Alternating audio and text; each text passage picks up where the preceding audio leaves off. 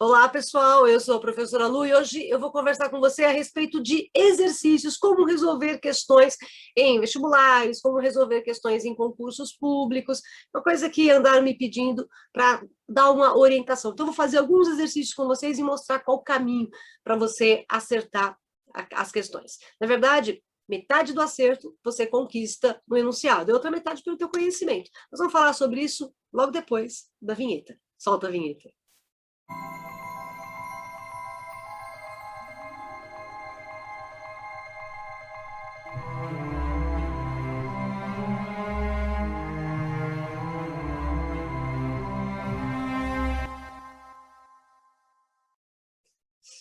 Olá, pessoal. Bom, o assunto de hoje é como resolver as questões das provas que vocês têm, concursos públicos, vestibulares, ou às vezes até provas escolares, provas, né? Provas, né? Com questões dissertativas ou com os testes, né? Os testes que o pessoal costuma falar, não, teste tem muita pegadinha. Essa ideia de teste com pegadinha, ela está em desuso, tá? Se o seu professor na escola ainda faz testes com pegadinha, ele precisa se atualizar um pouquinho, né? Porque hoje em dia não se faz mais esse tipo de coisa nas grandes provas, nos grandes concursos públicos, nos grandes vestibulares, né? Pegadinha não existe muito mais, né? Na verdade, quando você lê um exercício, às vezes você pode até desconfiar, tem pegadinha aqui. Mas se você for ler o enunciado com muita atenção, você percebe que o enunciado é muito claro. Olha, mas tem um detalhe. Existem algumas provas muito mal feitas que às vezes você lê o enunciado e, não sei o que ele está pedindo. Aí você tem que ir pela lógica, pelo menos absurdo que você encontrar, né? Existem algumas provas que ainda fazem isso, infelizmente. Mas as provas bem feitas, né? Os grandes examinadores do conhecimento estudantil do nosso país conseguem fazer questões em que o enunciado é claro, o enunciado é preciso, né? Só cabe a você ler com atenção o enunciado. Então, usar uma caneta, eu acho que é básico, né? Você pega a caneta, você vai lendo o enunciado logo de cara e já vai grifando no enunciado aquilo que te chama mais a atenção. Tá? Outra coisa, presta muita atenção se a questão está pedindo a certa, a errada. Normalmente se pede a certa. Nos últimos tempos, as grandes provas, elas pedem que você assinale a alternativa correta. Mas pode ter uma prova aí que você encontre o examinador pedindo para você assinalar a incorreta. Então, de qualquer maneira, grife. Tá, o que está pedindo? A certa, a descabida, a incorreta, a correta, né? A alternativa que explica o tema do texto, porque muitas questões giram em torno de análise de texto. Na minha área, que é literatura, essencialmente, eles não têm pedido mais aquelas questões bobas, no sentido de perguntar para você, vamos lá, o que o autor estava fazendo quando ele escreveu o Memórias Póstumas de Brás Cubas. Não sei, pergunta para ele, faz uma sessão espírita, né? Pede para o Machado de Assis descer e explicar, né? Porque não tem como resolver isso. Ou então fazer perguntas muito óbvias, no sentido de biografia de autor. Biografia de autor não cai mais em prova. A gente acaba falando da biografia do autor, às vezes, durante a aula, para mostrar o como, né, aquele autor é exemplar, né, como ele viveu, como ele conseguiu fazer a sua vida ser melhor ou não. Não é? Então, a gente, às vezes, conta alguma coisa, mas para exemplificar, né, usar esse autor, eu acabei de citar, por exemplo, Machado de Assis, que é um grande exemplo, né, naquilo que ele conquistou. Quer dizer, ele saiu do nada e se tornou um dos maiores autores da literatura brasileira e da literatura mundial. Então a gente acaba falando um pouco da biografia, mas biografia não cai em vestibular, não vai perguntar em que ano nasceu, em que ano morreu, isso esquece, tá bom? O que cai mais em provas, em concursos públicos, seja vestibular ou o concurso que vai fazer para alguma coisa aí no nosso país, uma carreira pública no nosso país, é análise textual. Então você precisa ler o texto e já ir grifando no texto, tá, as ideias mais importantes, aquelas que te chamam a atenção, na verdade é isso. Vá grifando. Provavelmente a resposta está naquilo que você grifou, tá? Porque as questões são feitas em torno do que há de mais importante no texto, tá certo? E normalmente o que a gente grifa no texto? O que é mais importante, o que nos chama mais a atenção, tá certo? Então presta, dê um cuidado maior na leitura do texto. Leia o texto com atenção, porque assim você lê uma vez só, porque um outro problema que você tem na hora que você faz uma prova é o tempo de prova. Então, às vezes, não dá para você ler o texto 2, 3 vezes. Não tem como. Então, vá lendo o texto e já vá grifando no texto aquilo que te é importante. Alguns professores dizem assim, leia primeiro a questão, depois leia o texto. Isso varia de pessoa para pessoa. Eu, particularmente, não gosto, porque eu acho que, muitas vezes, se você ler a questão toda, as alternativas, depois vai ler o texto, as alternativas erradas podem fazer você interpretar o texto errado. Tá? Ler talvez só o enunciado da questão para saber o que você está procurando no texto. Aí sim, que é para agilizar a sua resposta. Mas não leia as alternativas. Tá bem? Ok? Bom, vamos colocar isso em prática? Bom, primeira coisa que tem que colocar na sua cabeça. O que você responde numa prova? Aquilo que a questão está pedindo. Não aquilo que você achou que a questão estava pedindo. Tá certo?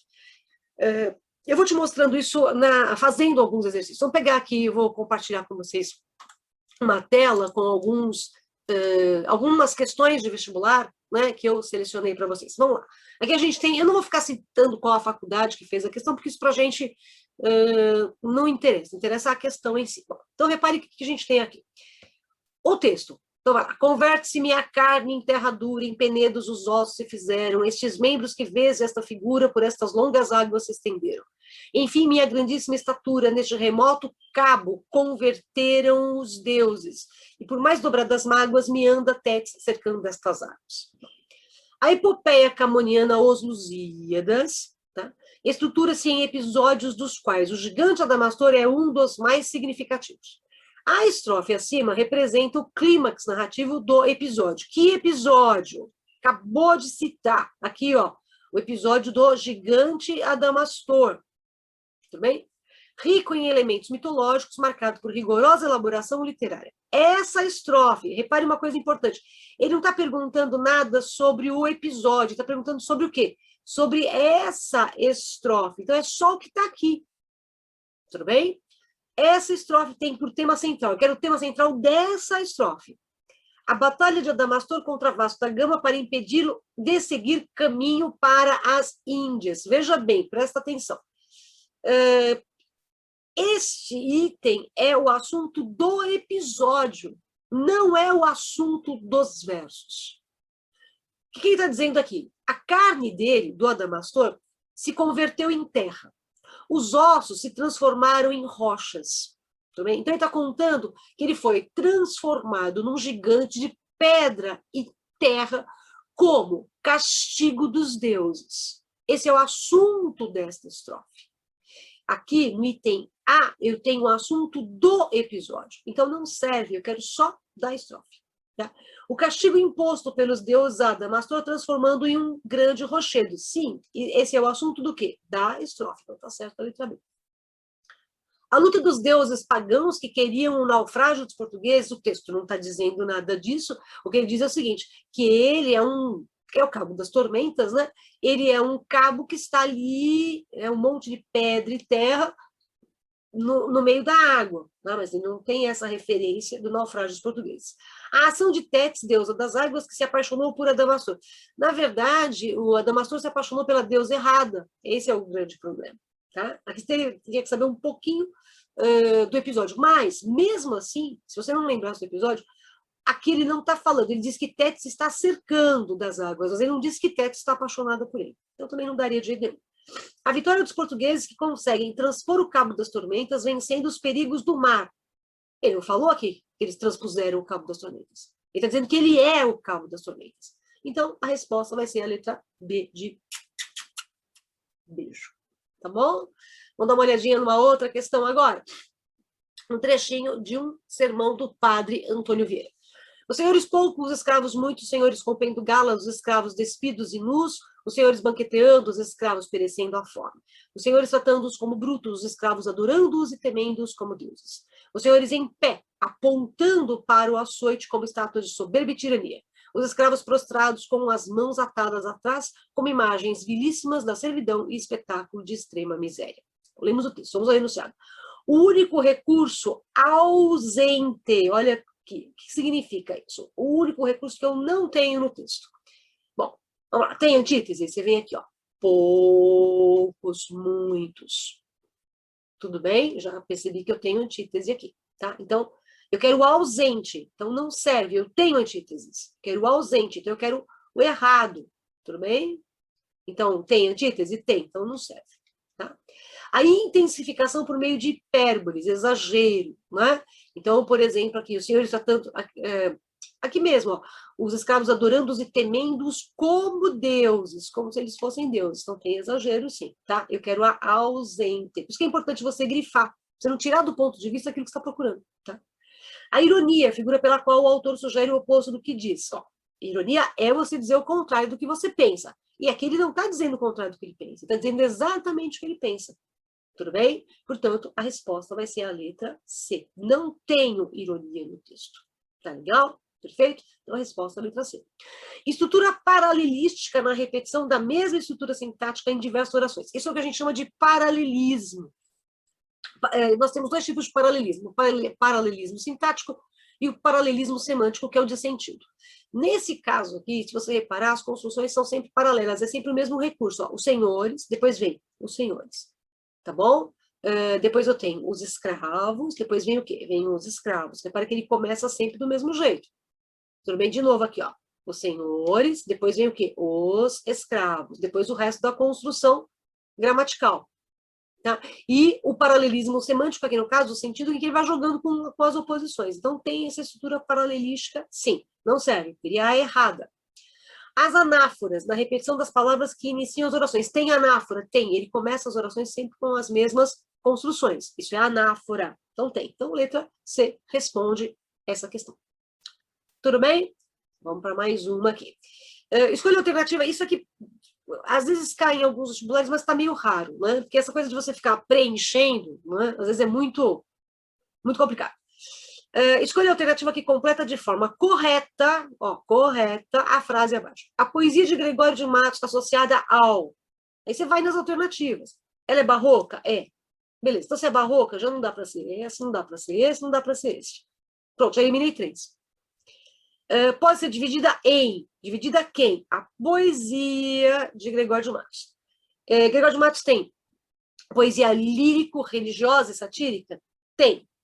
Vamos ver, barroco, satírica, lírica e épica. Não, ele não fez poesia épica. Tá? Então, alternativa A. Então, vai por eliminação. Tá? Já elimina tudo aquilo que não serve, porque aí você já fica só entre duas alternativas, fica mais fácil. Tá bom? Ok? Tudo bem. Vamos agora para a próxima aqui. Sabe-se que o barroco produziu uma literatura que expressa o conflito do homem em face da vida. Então, vamos lá. Barroco expressa conflito. Tudo bem? Em que verso de Gregório de Matos, Guerra, se verificam alguns traços do conflito antes referido? Qual é esse conflito? Do homem em face da vida. A ponto de ele tentar uma fusão de opostos. Então, eu preciso alguma alternativa em que eu tenha o conflito do homem frente à vida e a tentativa de unir os opostos. Tá? Olha, fusão. O que é fusão? União. Então, eu já tenho que procurar nas alternativas onde eu tenho opostos. Começa por aí. Não vira em minha vida formosura. Não tem oposição. Quem vira uma tal flor que a não cortaram. Também não tem oposição. E na alegria sinta tristeza. Ok, eu tenho aqui a alegria e aqui eu tenho tristeza. Eu tenho oposição. Ouvia falar nela cada dia. Cadê a oposição? Não tem. Olhos meus, disse então por defender-me. Também não tem oposição, então a resposta obrigatoriamente vai ser a letra C.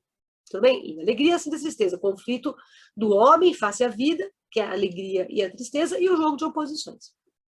Tá certo? Perfeito? Mais uma? Aqui é um texto Árcade, não é? Pastor, uma das coisas que às vezes ajuda um pouco você é identificar o autor, né? Cuidado com uma coisa, aqui embaixo está assim, Domício Proença, roteiro de poesia brasileira. Isso aqui indica de onde eles tiraram esse texto. Então, o cara foi lá, por exemplo, aqui eu tenho vários livros. Então, vamos supor que, vou fazer de conta que isso aqui é uma coletânea, tá, de poesias do Drummond. Tá? Então, eu tenho essa edição. Então, foi dessa edição que o cara tirou o texto e colocou lá. Então, ele indica a edição. Porque eu tenho várias edições. Tá? Então, esse aqui não é o autor. O autor está aqui, ó, no enunciado. Tá certo? Ó, Cláudio Manuel da Costa. Tá? Então, vamos ler comigo. Cláudio Manuel da Costa é um poeta amplamente associado ao arcadismo. Então, ó, aqui eu estou fazendo o quê? Eu estou lendo primeiro o enunciado para depois ir para o texto. Tá? Então, arcadismo. No poema, uma característica dessa escola. Eu preciso de características do arcadismo. Então, vamos ler o texto. Pastores, que levais ao monte o gado, vede lá como andais por essa serra, que para dar contágio a toda a terra basta ver-se o meu rosto magoado. Então, eu tenho aqui, ó, pastores, uma característica do arcadismo, o gado, a serra. Tudo bem? Perfeito? Eu ando, vós me vedes, tão pesado, e a pastora infiel que me faz guerra é a mesma que em seu semblante encerra a causa de um martírio tão cansado. Então, eu tenho uma pastora que faz guerra, que faz com que ele sofra. Tá bom? Se a quereis conhecer, ele está falando com quem? Com vocês, pastores. Se quereis quem? Aqui, ó, lá em cima, vós, pastores. E ele está dando um conselho aos pastores. Se a quereis conhecer, vinde comigo. Vereis a formosura que eu adoro. Mas não, tanto não sou o vosso inimigo. Olha, se você quiser conhecer a mulher pela qual eu sofro, eu posso te mostrar. Mas como eu sou seu amigo, eu não vou te mostrar, porque você vai se apaixonar por ela e vai sofrer também. Tá? Deixai, não a vejais. Eu vou-lo imploro, que se seguir quiser do que eu sigo, chorareis, ó pastores, o que choram. Quer dizer, se você quiser sofrer de amor, você vai acompanhar a paixão que eu tenho pela mesma pastora. Tá bom? Vamos dar uma olhadinha aqui. Ele pede o quê? Características árcades. Né? No poema, uma característica do arcadismo está expressa na descrição do impasse entre dois mundos igualmente imperfeitos. A tediosa vida dos pastores e as desventuras da vida amorosa. Bom, a vida amorosa realmente teria uma desventura, tá? Mas a vida, ele não coloca para a gente em momento algum que a vida no campo é tediosa, tá bom? Utilização da temática pastoril, eu tenho pastor, gado, serra, contrapondo a vida tranquila dos pastores ao sofrimento e à desilusão amorosa do eu lírico. Aqui, ó. Aqui eu tenho esse sofrimento, essa desilusão por causa do amor, tá? E aqui eu tenho a vida no campo, tá? Ó, o meu rosto magoado, aqui eu já tenho essa ideia de sofrimento amoroso também. Tudo bem? Então a letra responde. Vamos dar uma olhadinha nas outras? No retrato da vida pastoril como tediosa, ele não falou que a vida pastoril é tediosa. Tudo bem? Em relação aos atributos positivos da vida urbana, ele não está opondo cidade e campo aqui. Tá? Não tem cidade aqui, é só campo. Na configuração de um momento de indecisão entre dois mundos inconciliáveis, a tranquilidade do campo e a vida agitada na cidade. Não é esse o problema. O problema dele é o desespero amoroso ao qual a amada, a pastora, o levou. Né? E ela o faz sofrer. Ela não está dando bola para ele, por isso que ele sofre. Tá? No elogio à vida bucólica de um eu lírico integrado ao campo, em um cotidiano simples, pleno de pequenas recompensas. Vamos lá. Elogio à vida bucólica de um eu lírico integrado ao campo, cotidiano simples, pleno de pequenas recompensas. Veja, a recompensa dele seria a correspondência amorosa. Ele está sofrendo. Tá? E outra coisa, ele fala o quê? Ó, o pastor está aí no gado, está levando gado, você está na serra, tá bom? Mas ele não está dizendo assim que a vida no campo é melhor. Ele não disse isso, ele não disse que é pior, porque o tema não é esse. O tema é o sofrimento amoroso dele em relação à amada. Tá bom? Portanto, resposta de beijo. Tá bom? Ok? Bom, agora nós temos aqui mais uma questão e um trechinho da carta de Pero Vaz de Caminha, né? A carta do achamento ou, né, do descobrimento do Brasil. Vamos lá. A pergunta, quer começar pela pergunta? Vamos lá, que vai dar certo também. Não vou ler as alternativas. A partir da leitura do fragmento são feitas as seguintes afirmativas. Ok, então não resolveu nada nesse caso, leu o enunciado antes. Vamos ler o texto. Os hábitos alimentares estão entre os principais traços culturais de um povo. Era de se esperar, portanto, que houvesse alguma menção sobre o assunto no primeiro contato entre portugueses e os nativos, conforme relatado na carta de Pero Vaz de Caminha. De fato, Caminha escreve a respeito da reação de dois jovens nativos que foram até a caravela de Cabral e que experimentaram alimentos oferecidos pelos portugueses. Deram-lhes de comer pão e peixe cozido, confeitos, bolos, mel e figos passados. Não quiseram comer quase nada de tudo aquilo. E se provavam alguma coisa, logo a cuspiam com nojo. Trouxeram-lhes vinho numa taça, mas apenas haviam provado o sabor. Imediatamente demonstraram de não gostar e não mais quiseram. Trouxeram-lhes água, num jarro, não beberam, apenas bochechavam, lavando as bocas e logo lançavam fora. Então, cadê a passagem que é a carta de caminho? Que é da carta de caminho? É essa aqui, ó. Essa é a passagem da carta de caminho, tá? Isso aqui é uma nota introdutória.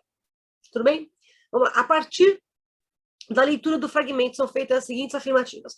No fragmento, ao dar destaque às reações dos nativos frente à comida e à bebida oferecidas, Caminha registra o comportamento diferenciado deles quanto aos itens básicos da alimentação de um europeu. Então, veja, ele fala aqui em alimentação, o momento da alimentação.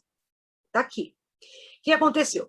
Deram-lhes de comer pão, peixe, tá vendo? Alimentação, confeitos, bolos, meus. Não quiseram comer quase nada. Então, os índios recusaram a comida europeia. Tá? Trouxeram-lhes vinho numa taça.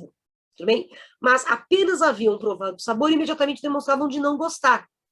Tá? Também não quiseram o vinho, não gostaram. O vinho eles provaram, mas eles não gostaram. Trouxeram-lhes água num jarro, não beberam, apenas bochechavam. Tá? Então, vamos lá. Eu tenho, sim, né, o comportamento diferenciado deles. Tudo bem? Deles quem? Dos nativos. 2.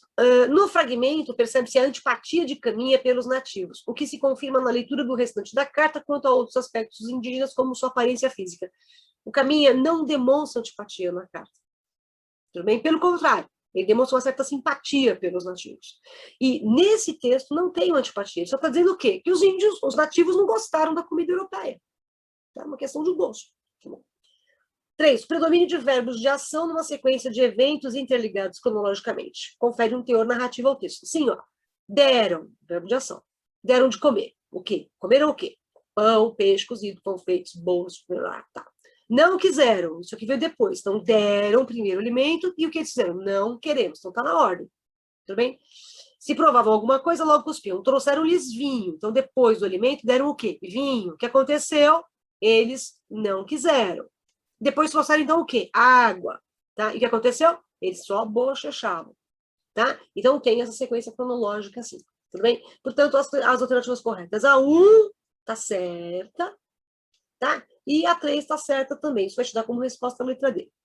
Uma coisa que ajuda bastante é você fazer esse certo e esse errado, tudo bem? Aqui, ó, tá vendo que eu faço certinhos e erradinhos nas alternativas? Porque aí você não perde, do ponto de vista, né? O que está certo está errado. Você já sabe, ó, isso aí está com baita de um X, então não vai poder ser a 2 de nenhum. Então, a 2 eu já elimino. Tá bom? Ok? Beleza? Tá bom. Vamos a mais um teste aqui. Em relação ao romantismo brasileiro, todas as afirmações são verdadeiras, exceto essa aqui é um dos casos em que eu quero qual? Eu quero a errada. A errada em relação a quem? Ao romantismo. Tá? A expressão do nacionalismo através da descrição de costumes e regiões do Brasil. Nacionalismo é um traço dos românticos, em especial o pessoal da primeira geração. É só lembrar do Gonçalves Dias, canção do exílio, né? Minha terra tem palmeiras, onde canto sabiá, sabe? Se gorjeio, não gorjeio como lá, tá bom? Se no ar, você não vê, se não bem, você no ar. Análise crítica e científica dos fenômenos da sociedade brasileira. Bom, não tem essa análise crítica, muito menos científica. Análise crítica e científica é um traço que a gente vai encontrar no movimento que vem em sequência, que é o realismo-naturalismo. Tudo bem? Porque os românticos não têm esse traço crítico, nem a vertente científica, eles não têm nenhum vínculo com as teorias científicas do século XIX, evolucionismo, determinismo, positivismo, socialismo, isso é tudo para realismo. Tá? Repare, essa é uma questão que, se você não conhecer as características do romantismo e também do realismo, naturalismo, você não faz. Isso aqui é raro, ultimamente, no vestibular. Normalmente eles colocam um texto, depois vem isso. E aí você consegue, pelo texto, perceber as características do romantismo. Tá bom? Desenvolvimento do teatro nacional. Teatro no Brasil, na verdade, já existia. Né? A gente pode pensar que, por exemplo, o Anchieta foi o primeiro cara a fazer teatro no Brasil. Tá? A expressão poética de temas confessionais, indianistas e humanistas. Aliás, está certo. Não, ó, tá, tem teatro, está certo. Expressão poética de temas confessionais, sim, também tem. Tá?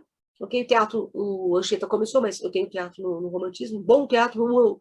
Quem faz grandes peças teatrais é o José de Alencar. E caracterização do romance como forma de entretenimento e moralização. Era entretenimento, sim, eram os folhetins. Então vamos lá, o que eu estou procurando? Ó, essa aqui Tá certa? Tô procurando errado, certo? Letra B de beijo. Tudo bem? Aí vamos pegar aqui uma questão escrita, dissertativa, tá? Eu tenho um texto. Pergunta da FUVEST. Qual o significado da expressão metafórica há anos raiou no céu fluminense uma nova estrela? Veja. Quando você tiver uma questão dissertativa, tá? Você vai responder exatamente o que eles estão perguntando. Tá bom? O que eles querem? Eles querem o significado dessa expressão. Tá aqui logo no começo. Há anos raiou no céu fluminense uma nova estrela, um trechinho do romance Senhora do Alencar. Tá? Então, ele quer só a interpretação disso. Então, não é para você escrever assim. O romance Senhora, escrito por José de Alencar, tem como protagonista Aurélia Camargo, que recebeu uma herança e enriqueceu, e comprou, desse modo, o marido Fernando Seixas. Não é para contar a história. Não enrole o corretor.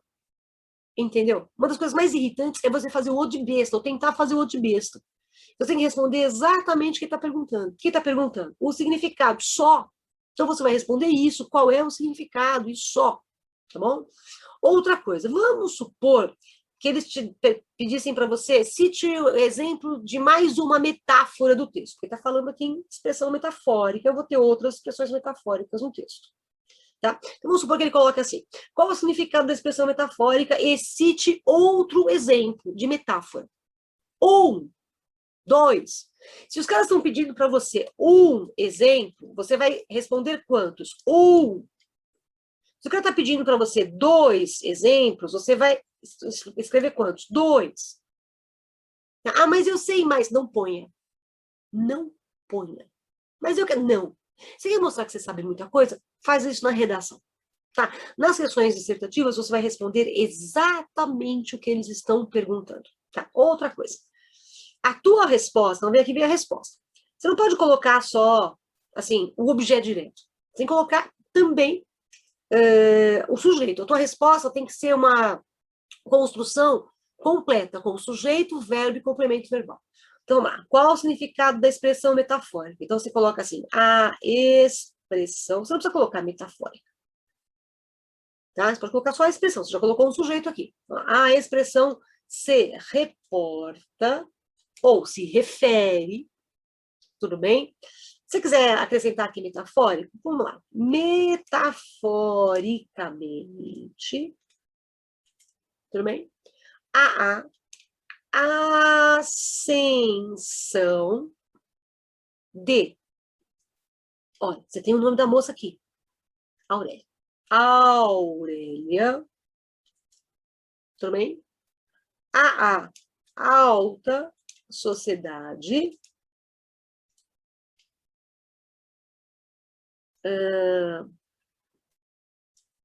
da corte do Rio de Janeiro, tá? Durante o segundo reinado. Tudo bem? Perfeito. A minha letra aí não está tão legível porque eu estou usando uma mesa digitalizadora e é diferente você escrever na mesa digitalizadora e usar o papel, tá? Mas lembre-se, letra legível. O corretor não tem que tentar adivinhar o que você escreveu, porque eles não vão tentar adivinhar. Se ele entendeu o que você escreveu, ótimo. Por causa da grafia. Se ele entendeu o que você escreveu, ótimo. Se ele não entender, ele vai passar em frente. Tudo bem? Outra coisa, tenta manter a margem aqui que eu não mantive, tá vendo? Eu larguei no meio, tenta seguir até o finalzinho da linha. Tudo bem? Beleza? Eu não vou ler essa questão, porque na verdade meu interesse não é responder a questão, mas sim mostrar para você a resposta, tá? Ó, sujeito, verbo e os complementos. Sempre assim. Combinado? Tudo bem? Vamos lá. O Camp aqui, né? Ele diz o seguinte aqui pra gente. Também cantou e cada verso da sua boca mulata era um arrulhar choroso de pomba no cio. Bom, já percebeu que isso aqui é naturalista. E a pergunta é, o trecho acima é naturalista, por quê? Então eu já sei que ele é naturalista. Então vamos procurar as características naturalistas. Cada verso vinha da sua boca de mulata como um arrulhar choroso de pomba no cio. Olha a aproximação da mulher e o bicho. E o firmo, bêbado, De volúpia enroscava-se todo ao violão, e o violão e ele gemiam com o mesmo gosto, grunhindo. Olha o aspecto animalesco aqui, ó. Grunhindo, ganindo, miando, com todas as vozes de bichos sensuais. Tudo bem? Num desespero de luxúria, olha a sexualidade muito forte, que penetrava até o tutano como línguas finíssimas de cobra. Então, a gente tem muita aproximação do homem ao bicho. Isso a gente chama de zoomorfismo, ou, se você preferir, você pode chamar de zoomorfização. Tá? É o traço naturalista que eu tenho mais forte aqui. Então, vamos lá. Apresenta o homem reduzido ao nível animal, numa atitude caracteristicamente antirromântica no tratamento da personagem. Sim, qual é a atitude romântica da personagem? Ele seria lindo, maravilhoso, doce, meigo, gentil, fino, tá bom? Ok? Não é o caso. Tá? Então, a letra A vai ser a sua resposta. Vamos dar uma batida nas outras. A minúcia da descrição retrata a idealização, não são idealizados. Ó, Firmo tá bêbado, tá? Ela é uma pomba no cio, tá bom? Mostra a natureza como um espelho das personagens, revelando os seus estados de alma, não é análise psicológica. O espírito avesso ao romântico se manifesta na descrição atenta aos pormenores brilhantes que permitem configurar os protagonistas como seres superiores. Não, eles não são superiores. No naturalismo, eles são inferiores. As classes mais baixas. Retrata a vida campestre e seus costumes numa tentativa... Vida campestre, esquece. Tá bom? Então, resposta A nessa questão. Tudo bem? Beleza? Perfeito? Vou fazer mais uma e vou pausar esse vídeo e a gente termina mais algumas daqui a pouco. Combinado? Tá? Vou fazer o vídeo em 2 edições para vocês não ficarem tão cansados. Considere as afirmações abaixo sobre a reação antirromântica no Brasil. Repare que essa também é uma questão que não tem texto. Aí, meu amor, é o teu conhecimento mesmo, não tem jeito. Tá? O positivismo, o determinismo, o darwinismo são ideias científico-filosóficas que fundamentam o pensamento da época. Que época? A época antirromântica. Quem, de uma certa maneira, vai se opor aos românticos? Os realistas, tá? Os naturalistas e os parnasianos. Tudo bem? Então tá certo. Não tá certo. A prosa realista foi marcada pelo destaque do elemento psicológico no registro do tipo brasileiro do fim do Império. Sim, o realismo se marca pela análise psicológica. Nos romances escritos após 1880, Machado acentua a crítica à sociedade da época, assumindo uma fina ironia quando vocaliza questões como casamento, adultério, exploração do homem pelo homem. Sim, tá certo, todas estão certinhas. Tá, então a resposta aí vai ser a letra E de elefante. Beleza, vou pausar esse vídeo, daqui a pouquinho eu volto com o próximo, tá bom? Beijo, volta aí, vou continuar treinando, tá? Treinar sempre, mas isso eu falo no próximo vídeo. Até já, tchau.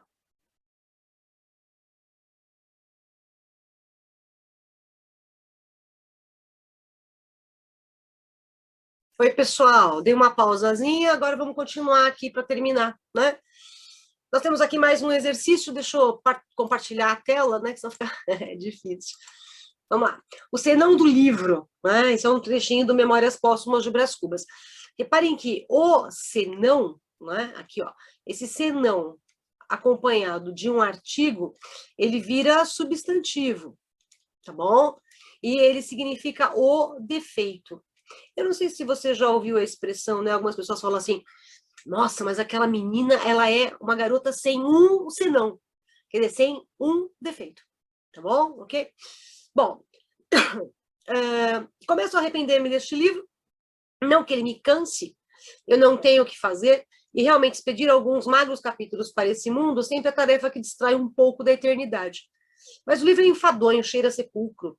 Traz certa contração cadavérica. Vício grave, aliás, ínfimo, porque o maior defeito deste livro és tu, leitor. Bom, vamos lá. O livro cheira a sepulcro porque você tem que lembrar que o Brás Cubas, ele é um defunto que conta a sua história. Né? Então, daí o sepulcro, daí a referência que é o cadavérico. Bom? E aí ele diz que o livro dele só tem um defeito. Aliás, o maior defeito do livro dele, né, és tu, leitor. Repare, ele conversa com o leitor, que é uma característica típica do Machado de Assis. Tu tens pressa de envelhecer e o livro anda devagar. Tu amas a narração direita, que é junto, tá? Direita e nutrida. O estilo regular e fluente. E este livro e o meu estilo são como os ébrios. Guinam à direita e à esquerda, andam e param, resmungam, urram, gargalham, ameaçam o céu, escorregam e caem. Tá? Olha, se o meu livro tem algum defeito, o defeito é você, leitor. Por quê? Tu amas a narração direita e nutrida, que significa? Vamos lá, eu tenho aqui um ponto A, também, e aqui eu tenho um ponto B. O caminho mais curto para ligar esses dois pontos é uma reta. Tudo bem? Então, isto seria uma narração direita e nutrida, né? Direita, reta. Então, seria o começo, meio e fim, nessa ordem. Mas o estilo do Brás Cubas é diferente. O estilo dele é como o caminhar dos bêbados. Então, vamos fazer de conta aqui que eu tenho um homenzinho bêbado aqui e ele tem que chegar do ponto A ao ponto B. Como ele está embriagado, como é que ele vai andar? Ele vai andar para cá, para lá, para cá, para lá, para cá. Ele vai zigue-zagueando. Ele não vai conseguir andar reto. Então, o meu estilo de narrativa é esse estilo zigue-zagueante. Então, veja, tudo isso que está fora da linha reta, a gente vai chamar de digressões, que é um dos traços mais marcantes da obra machadiana. Então, tudo o que sai da narrativa, ou do se contar a historinha mesmo, esses comentários paralelos, a gente chama de digressão. Tudo bem? Então, quem não gosta de digressão é que é o defeito do livro. Tá? Vamos lá. Tendo em vista o contexto das memórias póstumas de Brás Cubas, é correto afirmar que, nesse excerto, as imagens que se referem ao próprio livro, mesmo exageradas, apontam para características que esse romance, de fato, apresenta, sim. Tá? Ó, conversa com o leitor, as digressões, tudo bem? Até mesmo a crítica, tá? Tá certinha a letra A. Tudo bem? Ao ponderar a opinião do leitor, o narrador, novamente, junto, tá, pessoal? Evidencia o respeito e a consideração que tem por ele. Não que respeito. Ele está dizendo para o leitor que o defeito do livro é o leitor? Não é respeito, não. C. O movimento autocrítico põe em relevo, principalmente, isso é tudo separado, principalmente a modéstia e a contenção. O Brás Cubas não é modesto. O livro dele é excelente. Meu livro é perfeito. Você tem defeito, defeito é você. O meu livro é perfeito. O fato de o narrador dirigir-se diretamente ao leitor configura um momento de exceção no livro. Não, tem de monte.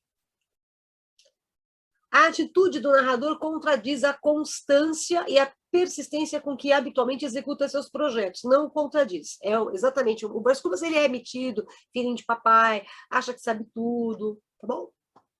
Perfeito? Agora vamos a um soneto aqui.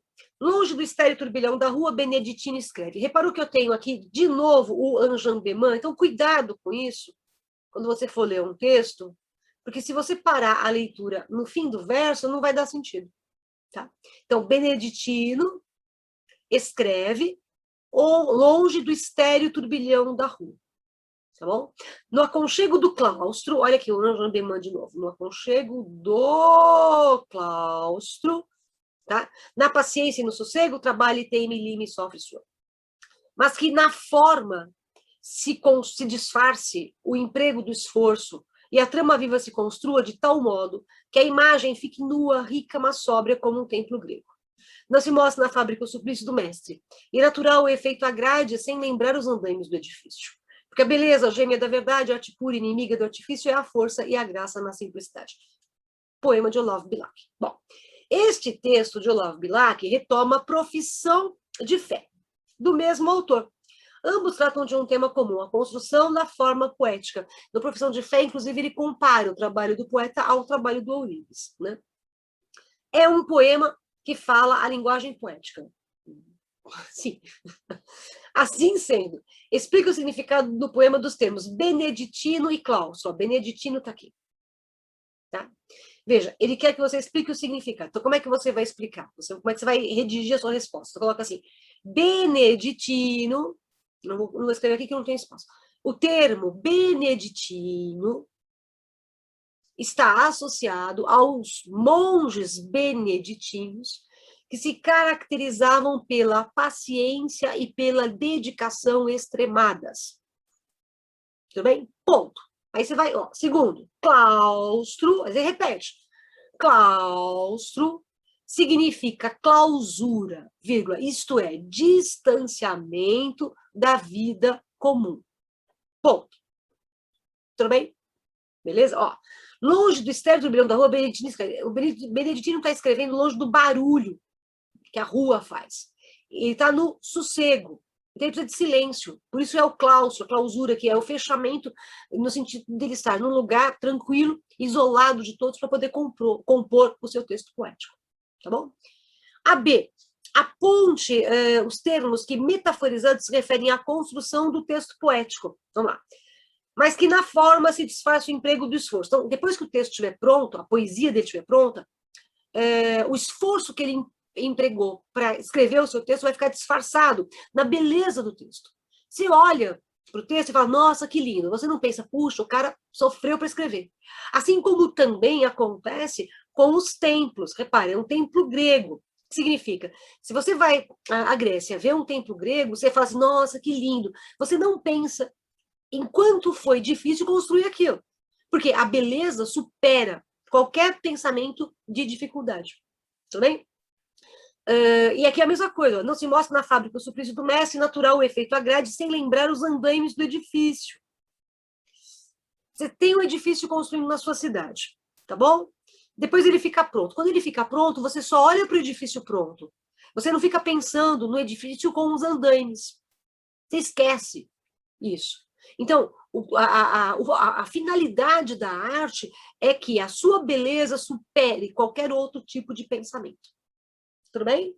Ok? Então, os termos metaforizados se referem à construção, são templo grego e edifício. Como é que você responde isso? Assim, exatamente como eu falei.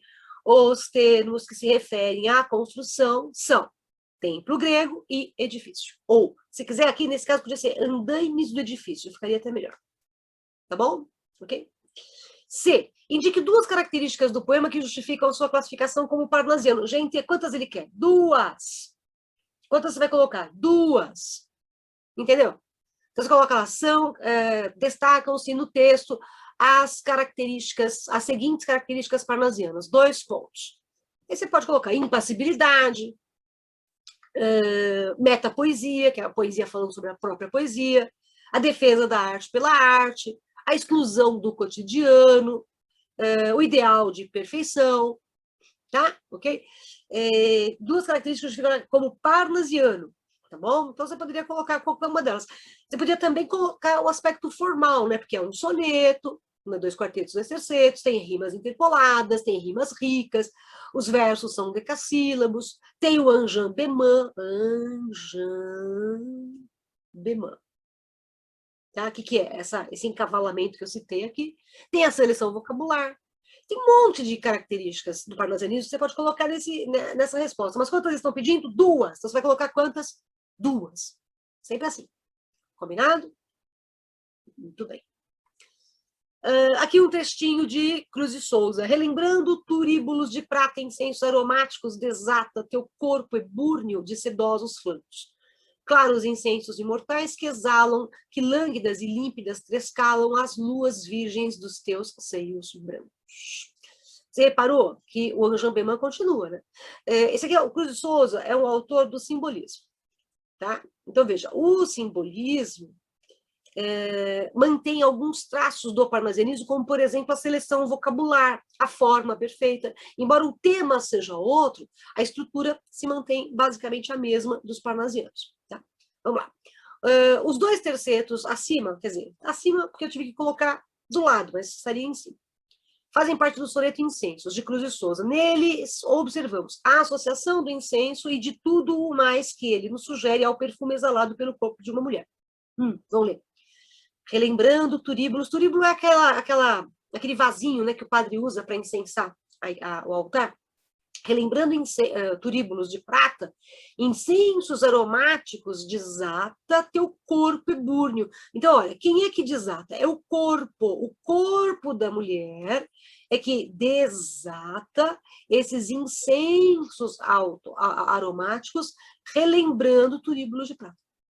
Então, tá certa a letra A, tá associando o incenso ao perfume da moça, assim, tá bom?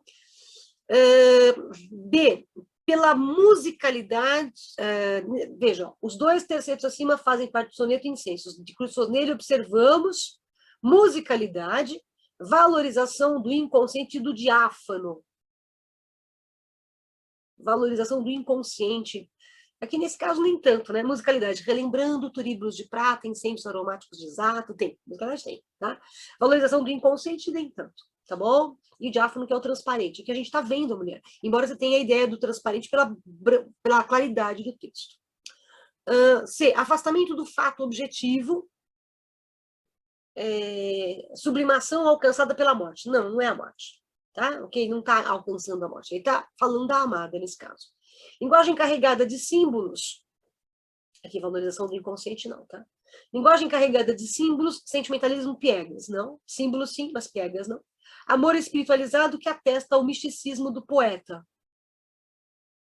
Aqui não está bem espiritual. Ele está dizendo que a moça cheira o incenso imortal, né? A letra A é a melhor que a gente tem. Tudo bem? Às vezes você tem que optar pela menos ruim. Tá? Enem é típico.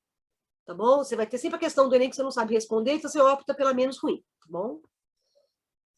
Leia o fragmento do poema Antífona de Cruz de Souza e responda as questões. Vamos lá. Ó formas alvas, brancas, formas claras, de lares de neve, de neblinas, ó formas vagas, fluidas, cristalinas, incensos dos turíbulos das aras.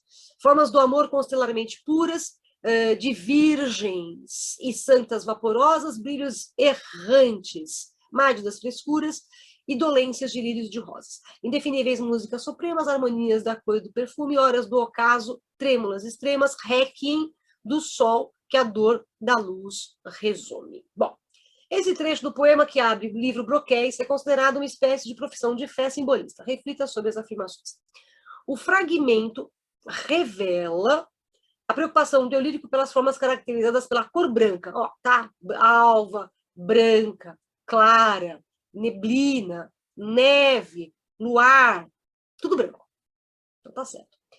Pelas cintilações, pela vaguidade, pelo diáfano, sim, ó, formas fluidas, cristalinas, também, pelo transparente, sim. 2. O fragmento apresenta uma construção apoiada na justa posição de frases nominais com o intuito de descrever objetos com clareza. Com clareza, não. Além do simbolismo, nada é claro no simbolismo. O fragmento mostra alguns procedimentos estilísticos do simbolismo, como, por exemplo, a musicalidade das palavras, o uso de reticências, emprego de letras maiúsculas, que são as chamadas maiúsculas alegorizantes, e a indefinição do referente. É isso, tudo é indefinido, tudo é sugerido. Simbolismo é sugestão, não é dizer absolutamente nada, com certeza. Então, corretas, ó, tá vendo? Eu fiz um certo aqui, eu já sei que a 1 tá correta, a 3 também tá. Então, eu vou procurar 1 e 3, opa, letra B de beijo. Tudo bem? Aqui uma questão do Enem. Vamos pegar duas questões do Enem. Né? A obra de Joseph Kouzos data de 1965 e se constitui por uma fotografia de cadeira, uma cadeira exposta. Tá? A fotografia de cadeira está aqui. A cadeira exposta está aqui. E um quadro com verbete cadeira está aqui. Trata-se de um exemplo de arte conceitual que revela o paradoxo entre verdade e imitação, já que a arte... Ó, o que seria a verdade? Que seria esta cadeira. O que seria uma reprodução da cadeira? A fotografia. Também uma reprodução da cadeira seria o texto. Mas lembre-se, o texto fala o que é uma cadeira, mas não é uma cadeira. A fotografia mostra o que é uma cadeira, mas não é uma cadeira. Tudo bem? A cadeira é o objeto em que você vai conseguir sentar. Isso seria uma cadeira. Tá? Então, vamos lá. Trata-se de um exemplo de arte conceitual que revela o paradoxo entre verdade e imitação, já que a arte não é... Ó, presta atenção. Você tem sempre que emendar o enunciado a cada uma das alternativas. Tudo bem? Então, ó, volta. Trata-se de um exemplo de arte conceitual que revela o paradoxo entre verdade e imitação, já que a arte não é a realidade, mas uma representação dela. É isso. Tudo bem? Olha. Revela o paradoxo entre verdade e imitação, já que a arte fundamenta-se na repetição, construindo variações. A arte não é repetição. Volta lá. Trata-se de um exemplo de arte conceitual que revela o paradoxo entre verdade e imitação, já que a arte não se define, pois depende da interpretação do fruidor. A arte se define. Revela o paradoxo entre verdade e imitação, já que a arte resiste ao tempo, beneficiada por múltiplas formas de seu registro. Não é por isso que ela é arte, porque ela resiste ao tempo. Paradoxo entre verdade e imitação, já que a arte redesenha a verdade, aproximando-se das definições lexicais. Não precisa redesenhar a verdade sempre para ser arte. Então, resposta A. Tudo bem? Então, emendem sempre o enunciado a cada uma das alternativas, para que tenha lógica, tá bom? O que você está lendo. Certo? Essa é uma outra do Enem muito bonitinha, né? Em que a gente tem aqui uma propaganda de adoção, né? Aqui está para encontrar a sua verdadeira família, não existe idade, né? E a gente tem uma família, né? Um casal, aliás, que adotou crianças, entre aspas, né? Pessoas de diversas idades. Tudo bem? Nessa campanha publicitária, a imagem da família e o texto verbal, olha, isso é comum do Enem, vincular imagem e texto. Tá? Então, eu quero analisar o quê? A imagem da família. Então, vamos olhar a imagem da família. A família feliz. Né? 1, 2, 3, 4 filhos e o casal. Família feliz. Certo? E o texto verbal, a adoção. Tá? A adoção para encontrar a sua verdadeira família não existe idade. Tá? Une-se para reforçar a ideia de que a família que adota é mais feliz. Não falou isso. Na verdade, não é qualquer adoção. Aliás, é uma adoção em qualquer idade. Tudo bem? Não é adoção só de crianças ou bebês. Né? A adoção tardia é muito positiva. Sim. Por quê? Aqui eu tenho a adoção de pessoas mais velhas. Tudo bem? Então, quando ele diz aqui para a gente no texto, né? Para encontrar a sua verdadeira família, não existe idade, tá? Em qualquer idade, inclusive na idade mais avançada. Que é, ó, essa ideia de idade mais avançada, onde é que tá? Tá na imagem. Entendeu? A ideia de idade mais avançada está na imagem. Então, você precisa vincular um texto a essa imagem. Por isso que eu sei qual não existe idade, então pode ser uma idade mais avançada. Então, a letra B de beijo. Tá? E vamos pegar mais uma aqui para a gente fechar. Tá? Na verdade, desde alguma poesia, foi pelo prosaico, pelo irônico, pelo antirretórico que Drummond se afirmou como poeta congenialmente moderno. Exemplifico as palavras acima sobre o poeta e os seus versos. Então, ó, eu tenho aqui versos do Drummond, e eu preciso achar versos que apresentem o prosaico, o irônico, o antirretórico, tudo bem? E a ideia de modernidade, certo? Então, vamos lá. Onde você vai ter essa referência, né? O ovo revela o acabamento a toda mão que o acaricia, daquelas coisas torneadas num trabalho de toda a vida. Ó, reparem que a estrofação é regular, tá? E não tem som de prosaico, tudo bem? E nem ironia. Já o verme, este operário das ruínas, isso aqui não é, perdão, esse aqui também não é Drummond, né? Os seus versos, vejam, a má redação faz você acreditar que todos são do Drummond. Não são, tá? Não são todos do Drummond, não, tá bom? Já o verme, este operário das ruínas, que o sangue podre das carnificinas come, e a vida em geral declara guerra, anda a espreitar meus olhos para roelos. Isso aqui é Augusto dos Anjos. E quando a gente fala em Augusto dos Anjos, uma coisa que é importante a gente lembrar do Augusto dos Anjos é que ele é um autor, digamos assim, inclassificável, né? Existem alguns livros didáticos que acabam colocando o Augusto dos Anjos no simbolismo, outros, né, acabam colocando o Augusto dos Anjos no pré-modernismo. Na verdade, ele é inclassificável, tá? Então, veja, aqui não é Augusto dos Anjos, também não tem essa ideia de prosaico, nem de irônico, tá? Mas aqui não é Drummond, aqui é Augusto dos Anjos. Aqui nesse, a gente tem João Cabral de Melo Neto, tá? Aqui eu tenho Augusto dos Anjos. Tá legal? Depois, a C. E como ficou chato ser moderno?